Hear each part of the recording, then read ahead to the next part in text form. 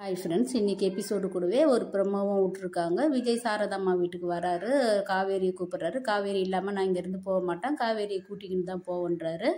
சாரதாம்மாவும் காவேரியை அனுப்ப முடியாது, ஃபஸ்ட்டு இங்கேருந்து போங்க பிரச்சனை பண்ணாமன்னு சொல்கிறாங்க. இதை எல்லாருமே பார்க்குறாங்க. விஜய் காவேரி எந்த நிலைமையில் இருக்கிறா தெரியுமான்னு சொல்லும் போது காவேரி ரொம்ப அதிர்ச்சியாக பார்க்குறா. காவேரி ஏன் அதிர்ச்சியாக பார்க்கணும்? விஜய் ஒரு நல்ல புருஷன், அவரை மீறி எதுவும் நடக்காது. எத்தனை பாட்டி வந்தாலும் 10 பாட்டி வந்தாலும் 10 பத்மா வந்தாலும் விஜய் சமாளிக்கிறவர்னு காவேரிக்கு நல்லாவே தெரியும். இருந்தும் இவன் என் புருஷன் கூட போகிறேன்னு சொல்லாம எல்லா இடத்துலையுமே மௌனமாக இருக்கிறா. அது கஷ்டமாக இருக்குது.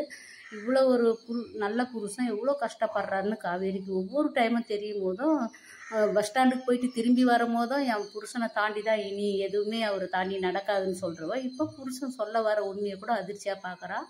ஒரு வேளை கண்ணை காட்டி சொல்லாதுன்னு சொல்லுவாளா, இல்லை விஜய் இந்த கன்சீவ் இந்த இடத்துல சொன்னால் நல்லா இருக்கும், யாருமே உடைக்காமல் இருந்தால் இது அப்படியே நீண்டுக்கிட்டு தான் போவோம்.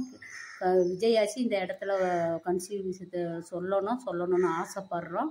அடுத்தது அந்த சாரதாம்மாவோட வீம்பு தான் ஜெயிக்குமா, இல்லை அவர் அன்பை ஜெயிச்சு காவேரியை கூட்டின்னு வரா, அன்பு ஜெயிக்குமா வீம்பு ஜெயிக்குமான்னு பார்க்கலாம். பாய் பாய்.